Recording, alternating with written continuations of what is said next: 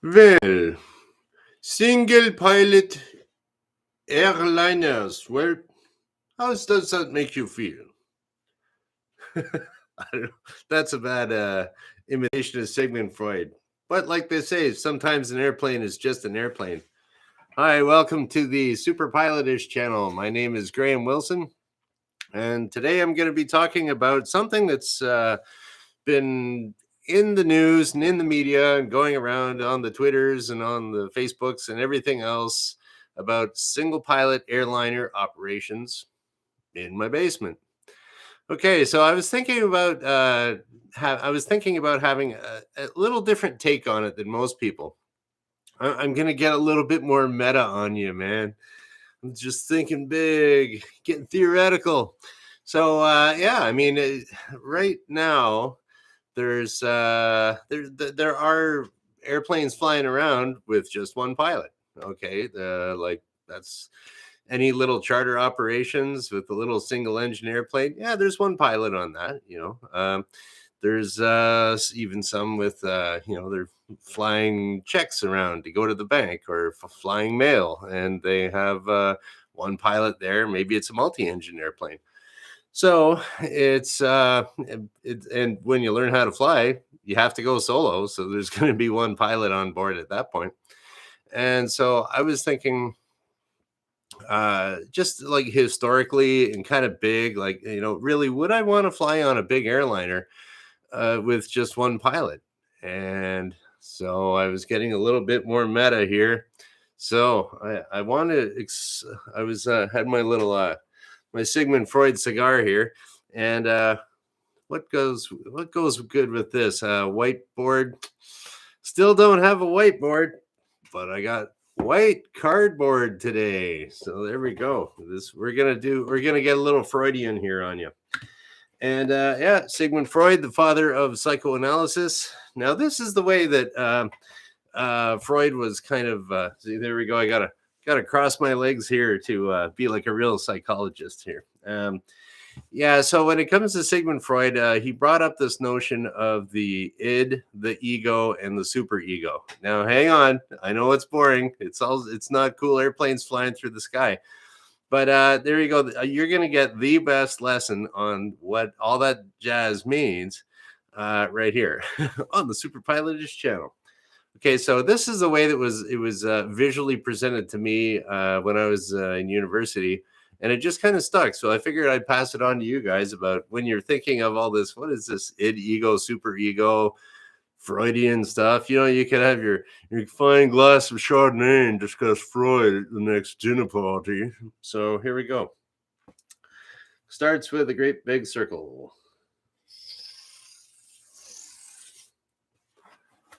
That is the id. Well, not really, but most of it is. Okay, so there was this kind of is a little neat little. The id is, well, it was a German because Sigmund Freud was from a town called Freiburg over in Germany, and I've actually been there, but years ago. So there we go. There's your psychology for you at the end. No, we got this here. We got oh yeah. Hey Jordan. Yeah, perfect circle. Okay, so we got the id. Das S is what they used to call it in German. So there's your id. That's most of everything. That your id is like impulses. It could be things out in the world. It's all kind of chaotic, and the id is just whatever. And then underneath that we got the ego, and the ego is kind of like, I think of it as like that's like your parents or the government or something like that. Someone telling you what to do. There's some rules. There's a little bit of limiting. And it's kind of interesting that Freud thought of that stuff before they had any like imagery of the brain.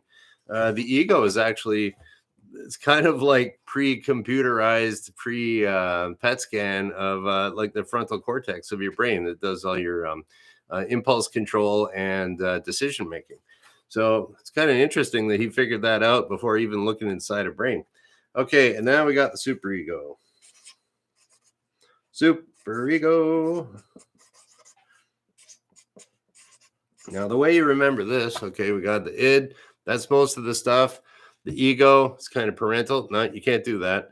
And super ego is it's kind of like really. So the way there we go. Jordan's talking about The Shadow by Alan Watts and Akira the Dawn. Yep. Probably about that. So okay, so the way this was explained to me back in, I had a really cool teacher. It wasn't even a psychology course that this was described to me, and it was actually a philosophy course. So you got your id, and so an example, like a concrete example of this, the way that I remember it, because the id is like you're going to a party, everything's all wild, everything's pretty crazy, and one of the guys at the party says, "Hey man, let's rob a bank," and you're like, okay, so everything's all wild and crazy. Here's an idea. Let's rob a bank. Now your ego kicks in. So that's kind of parental, governmental. And you're like, I can't rob a bank. Are you crazy? And then the super ego kicks in. What conditions would be there that it would be okay to rob a bank? And how would we do it? So that's kind of, and wait a minute, let's hang on a sec. Maybe we can question that a little bit. And how would we rob that bank? So just because you think about robbing a bank doesn't mean you're going to, right? So, anyways, I was trying to think of the id, the ego, and the super ego when it comes to the way that the world is changing so much with technology and sociologically, governmentally, some places. I mean, there's always kind of like a state of flux in the world. And so, to make a little sense out of that, let's get Freudian. So I was thinking about single pilot. Like I said, it's been in the media for, a little while here. And so I was thinking about the single pilot airline operations. Small airplanes, simpler airplanes with less systems. There's still single pilots, flying around, and or pilots or airplanes with one crew. We'll put it that way. And so, you're kind of thinking about how aviation is changing, and it has changed a lot over the years. I mean, you went from who was it? Now, was it Wilbur or Orville? Wright that did the first flight. I should know that. I forget. Anyways, Wright brothers there. One of them was hanging out in the sky with some weird, funny little steering wheel thing. They didn't have ailerons. It was like, and then airplanes got bigger, more complicated.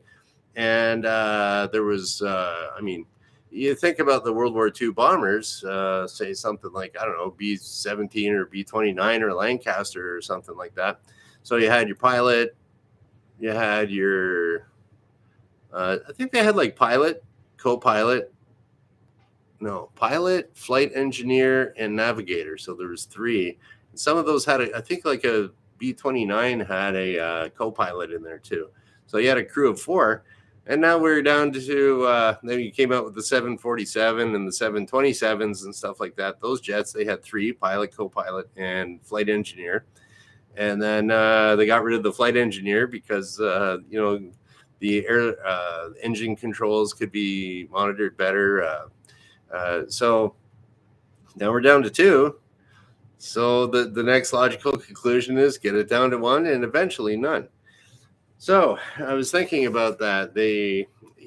Right now, when the media comes out with something new, or anybody, here's some new information for you. Whoa, okay, that new information came out of the id somewhere. Boom, and your initial thinking is to go like, no way, man, can't do that. Like that's the ego part. And then the super ego, that's where all the, that's where the engineers pop in and say, wait a minute, can we do that? So, okay, we got two pilots and we're going to be flying this plane, whatever, from New York to Los Angeles. And, we're just going to get rid of one of the pilots. Ego, no, you can't do that. And then the engineers at Boeing and Airbus go, wait a minute, is there a way we can do that? And right now, when it comes to single pilot flying for airliners, big airliners, we're we're in the super ego phase here, and eventually we'll get used to one, and then it'll be okay. No pilots on board. No, we can't do that. There's your ego. And then, well, how can we do that? So now the thing is, there's a lot of considerations in here for our super ego. Yeah. So number one, I will just. So now this is where most of the stuff you read online is going to be about, okay, well, practically how can we do this? No, we can't do it right now. Right now being the right now being the key word. Yeah. And so, okay, we're going to go for some little considerations here. Number one, of course, safety.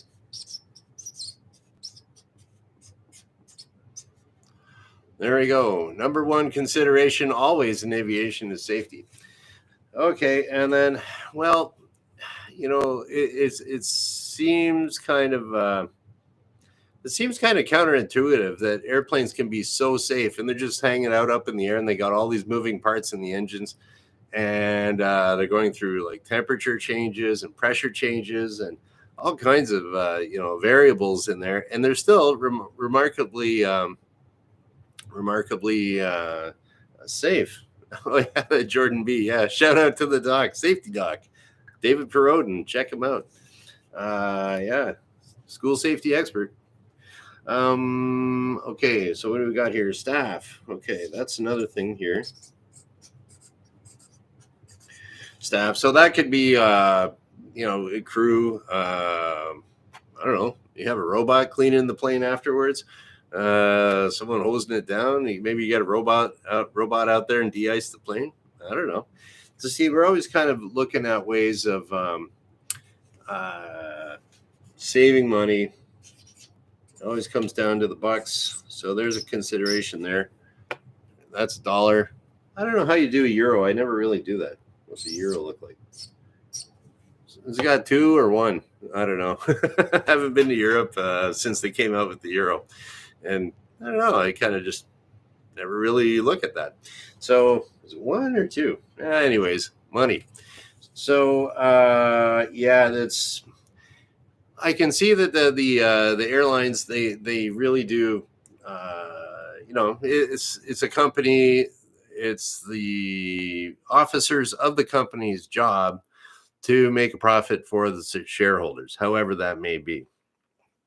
And if they don't do that, they are remiss in their duties, and so they can get I think they can actually get sued and stuff like that. But you also got to consider here, if you're crashing airplanes all over the place because it's not safe, now your insurance goes up, and like really when it comes to a business, passengers' lives don't matter really. They do in a sense that if you piss off the passengers, they're going to be harassing everyone. Say, "Hey, I had a terrible flight." If your passengers all die, you're getting sued. You're out of business. So it's kind of like it really comes down to the money at the high level. They'll never say that, but that's the way it works. And and for the pilots like me, it's like I don't care about the money, man. I just want to stay alive and have a good flight. So. So they want to save money. They're thinking, well, can we save money? So here's the super ego of the company is thinking, can we save money? And ultimately, like, if we're safer, we'll save money, less crashes, stuff like that. So money is a huge factor in there. And what else have we got here? Another thing that I haven't really seen a whole lot. I guess that people are talking about how the technology isn't quite there yet, but I'd like to think about the maintenance guys. Maintenance. So that's the maintenance. Yeah. So like all the mechanics that take care of this stuff. So if you're, it's going to give actually more duties to the mechanics to diagnose and predict what's going to fail on the airplane, because you won't have that pilot there to say, hey, this didn't work on this flight. So the maintenance guys, they're going to have to work a lot with the engineers to kind of predict what could fail, and like it's a whole matrix of things that that could really that could be a consideration. So I guess yeah. So and I'd say all those things there are kind of equally weighted. I guess safety for me is number one because if I'm in a if I'm a passenger, I want to be the safest I can be. But the thing is, I mean, passengers they can passengers got used to having two pilots in the cockpit. Passengers will get used to having one pilot in the cockpit. Passengers will get used to having no pilot in the cockpit, and there will be statistics saying that it's safer that way. Less no pilot error if there's no pilot, right? So it's one of those things, and I was kind of thinking about it too, like with anything you want to do. Like say, let's have like Elon Musk with his boosters coming back, reusable boosters. Like, okay, so hey, I got this idea. Let's just, instead of splashing down in our extra boosters and we just throw them in the garbage after, let's reuse them. You can't reuse your boosters. That's impossible. Wait a minute. Here we go. Let's get Elon Musk's super ego involved here. Well, safety. We can't be crashing our boosters into people's houses. Staff, we're going to have to hire some engineers and stuff and maintenance guys and everything like that. Going to have to throw a whole bunch of Elon billionaire money at it. And the maintenance of it, we're going to have to detect, what's going to fail, and we're going to reuse these boosters. Well, I mean, it worked for autonomous boosters coming back for SpaceX. So, I think it's yeah, it's not there yet, but you can kind of see there that the media's getting everybody ready for it, right? So, and another thing I thought about, yeah, so like once the media gets everybody thinking about, yeah, okay, single pilot, single pilot, single pilot, it just kind of gets in their head Freudian style, and it's like, yeah, okay, yeah, they've been talking about that on the news for 10 years. It's no big deal. They must have been working on it. The problems I would have there is that because I mean, pilots and engineers are fantastic at figuring out the what ifs. You give them enough money and enough time, and they can think. Engineers and pilots and maintenance guys for airplanes will be able to figure out every single what if scenario, given enough time and money, and I guess will to look it up or to think about it. And so it's a good, I'm a little bit heartened by that there's a good gang of people that would be working on this to make it as safe as possible. And it's also in the everyone at the airplane manufacturing companies and all the airliners, it's in their interest for it to be as safe as possible too, because if you crash planes, you go out of business and you can't go on your next CEO job. You don't get your bonus or something. Although they seem to get bonuses for losing money and stuff all the time, but maybe I'm just thinking wrong about that. Oh, well, not a job I'd want to do anyhow. Yeah, so there we go. There's a little Freudian lesson for you. Single pilots, it's going to be coming. It's a matter of time, a matter of technology, and a matter of everyone thinking about the different scenarios. So there you go. Hey, Jordan. Yeah, Jordan's saying, stay safe, Graham. Pilot lives matter too, not just the passengers. Yeah, that's true.